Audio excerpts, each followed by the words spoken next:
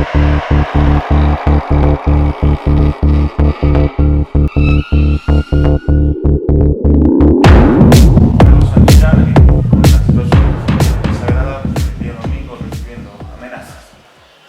en el día de ayer, realmente después de las declaraciones que habíamos hecho con la prensa nacional, más con la prensa de Buenos Aires, porque la verdad que la prensa es igual en todas partes, le dicen la prensa nacional, pero bueno, la prensa de Buenos Aires,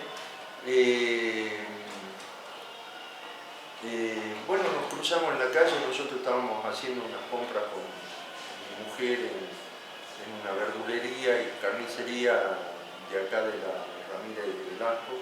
Después cruzamos a un kiosco a buscar un diario y en ese momento apareció el auto del hijo de Milagro Saro, un auto negro Fiat nuevo. Y bueno, se produjo la amenaza de que vamos a matar, HDP. Bueno, no es la primera que tengo, no es la primera, debe ser la primera que denuncio, porque espero que se termine la impunidad en este público, como esperamos todos los pequeños, ¿no?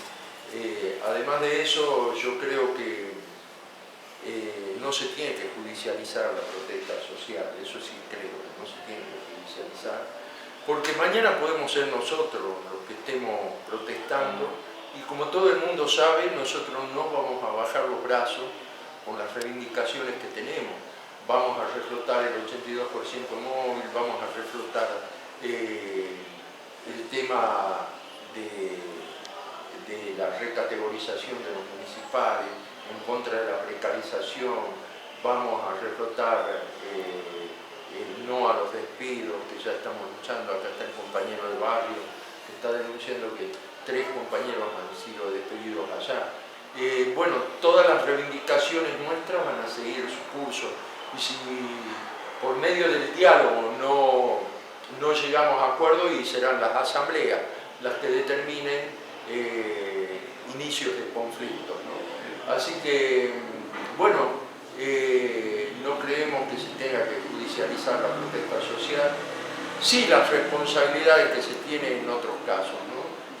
Nosotros y los jujeños saben muy bien todo lo que pasamos todos estos años con Milagro Sala, y no solamente Milagro Sala, sino el conjunto de la Tupac Amaru, que gozaba de una impunidad muy grande en la provincia.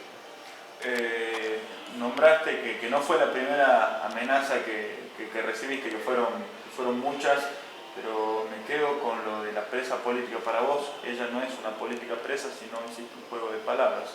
Sí, no, para mí no es una presa política, sino una política que ha venido desarrollando junto con Cristina Kirchner, junto con Fellner, una política desgraciadamente terrible para los jujeños, a donde hemos visto cómo se sometía, no solamente con la entrega de casa a los que iban a vivir en el barrio de la Tupac. Nosotros tenemos 3 compañeros que antes de las elecciones denunciaron cómo fueron sacados de las casas de Milagro. Uno es el hermano de Lucas Arias. Por ahí se anda diciendo que yo la estoy culpabilizando a ella de la muerte de Lucas Arias. Yo digo el hecho de lo que fue la agresión a Lucas Arias, a donde le partieron el cráneo en 3 partes y la nariz le partieron a Lucas Arias. Después Lucas Arias murió mucho después de 6 meses de esa golpiza, murió por otras razones.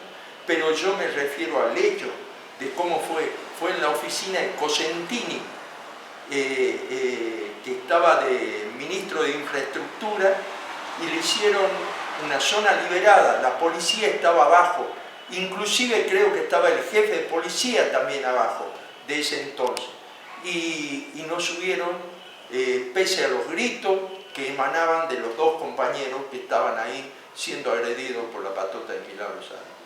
A eso me referí yo, y no como se anda diciendo que yo estoy diciendo que lo mató a Lucas Arias. No, yo he relatado el hecho de cómo se movían en la impunidad y cómo fue que después de 6 meses y nunca se pudo comprobar, le leucemia fulminante a Lucas Arias y murió.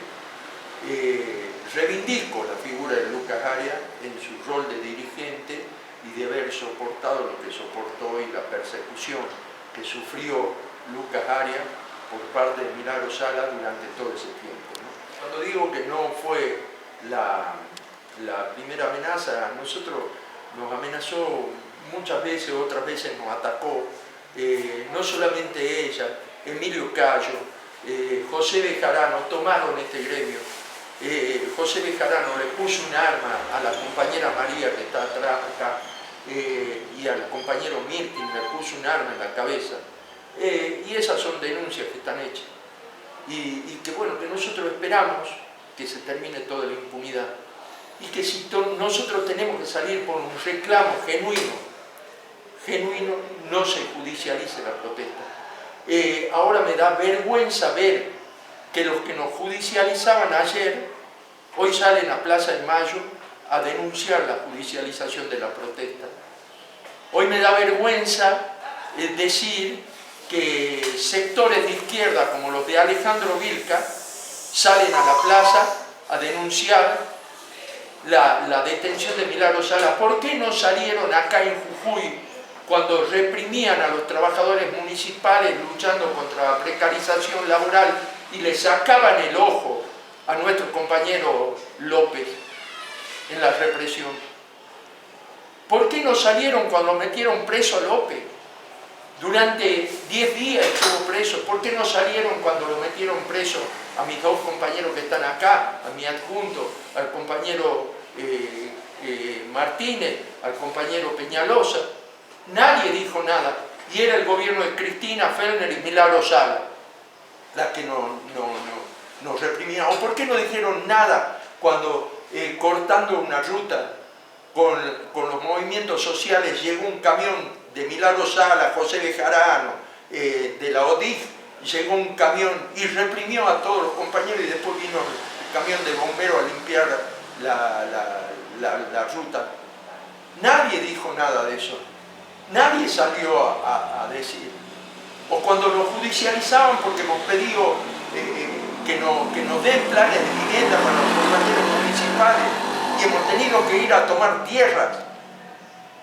Y ahí sí nos han judicializado, estamos judicializadas toda la comisión directiva del SEOM. ¿Cómo no han salido los sectores estos que se llaman de izquierda como han salido ahora? Bueno, todo eso Jujuy se tiene que enterar.